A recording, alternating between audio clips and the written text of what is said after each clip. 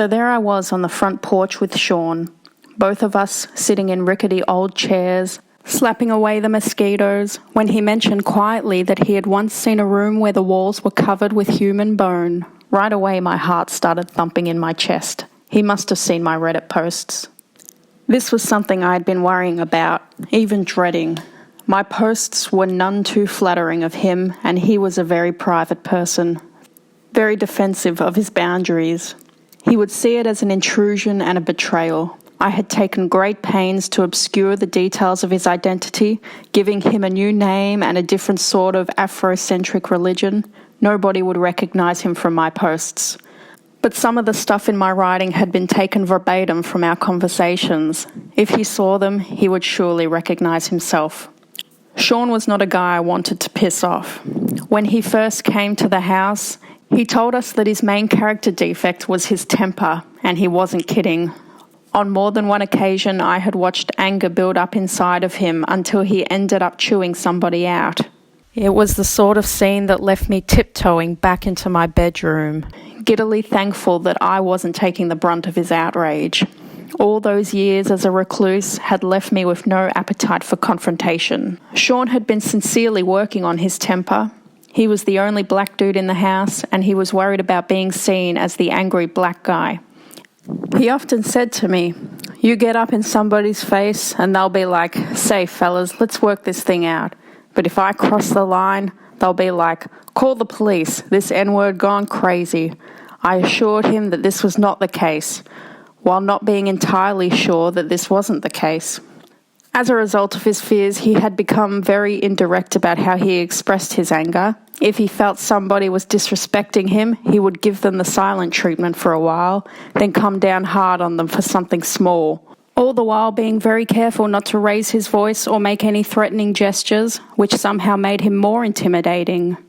As much as he didn't want to play out the angry black guy stereotype, I didn't want to play out the meek, affronted white guy stereotype, but I was sometimes intimidated by him.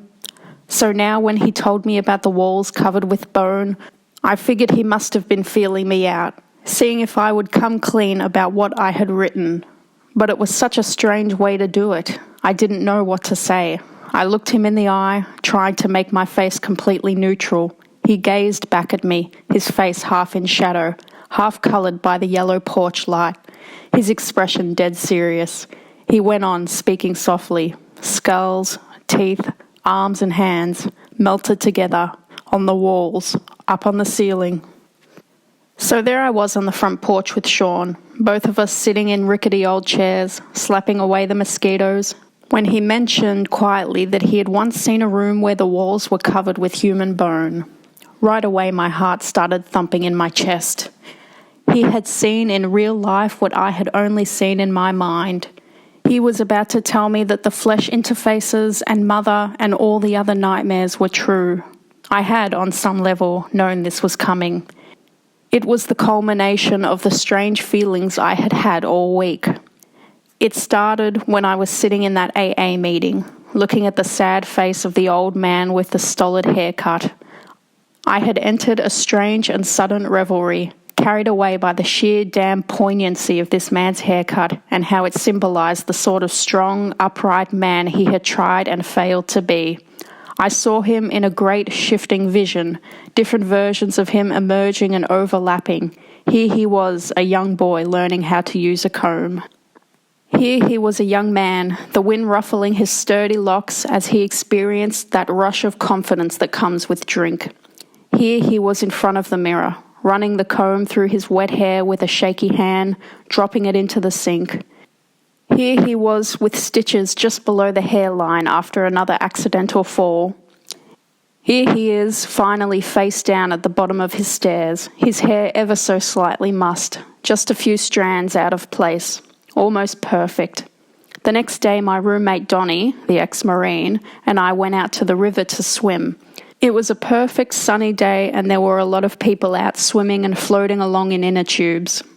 As I lay back in the cool waters, feeling the warm forest air alive on my wet skin, I saw for a moment that vanished primeval world peopled by the forest children. These children lived along the river, not working or toiling, but simply taking what the river offered, living and dying by the good mother's generosity. Sure, they wouldn't know the benefits of writing or agriculture, and they would drop like flies to horrible diseases and predators, but in doing so they would accept their humble place in the universe, rather than striving to overcome it through science or religion. They would know themselves to be fragile things which lived for a brief moment and died, like glimmers on the river's water. For the second time in as many days, I found myself with tears in my eyes over some trivial moment, and I was forced to turn away from Donnie as he related a story about a Marine buddy who had been given a humorous nickname by the platoon due to his uncanny knack for finding and acquiring venereal disease. In AA, they talk about not struggling or trying to manage everything, but rather letting God manage it.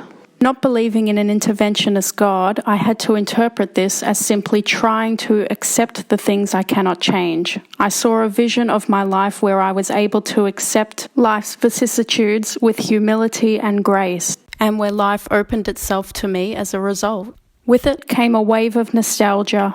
The last time I had felt like this, I had been in college and taking a lot of acid. How long had I shut myself away from life? In that goddamn apartment with that goddamn bottle. I had been unable to accept any discomfort or unhappiness, so I had avoided everything except liquor. I had tried to control my feelings, and as a result, I had found discomfort and unhappiness like I never imagined. But now I could accept life, embrace life, welcome all the awkwardness and frustration and pain and indignities. How many opportunities were right at my fingertips. I could talk to one of these girls wearing the smart bathing suits and be married in a few months. Or just find a friend. Or be hired as staff writer at some kind of pastry magazine. Anything was possible. I saw now the glowing door open before me. I saw all doors open and aligned, one after another. And behind them all there was what? I couldn't say. The inside slipped away without revealing itself, but the faded revelry left a warm glow.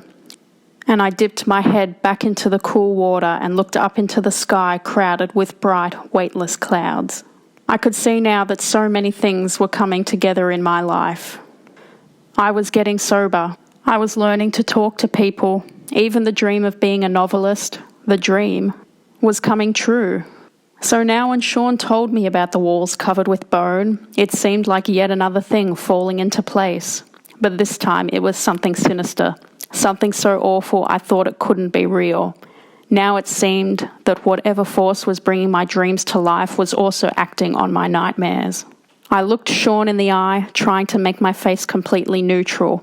He gazed back at me, his face half in shadow, half coloured by the yellow porch light, his expression dead serious. He went on speaking softly. Skulls, teeth, arms and hands melted together on the walls, up on the ceiling. I asked him very carefully, "Is this something you read about on the internet?" He shook his head and said, "No, man," and looked down into his lap. I needed to find out exactly what was going on, even if it meant giving myself away. I asked him, "Have you been reading my Reddit posts?" He squinted at me and asked, "Reddit? What is that?" So it was real after all.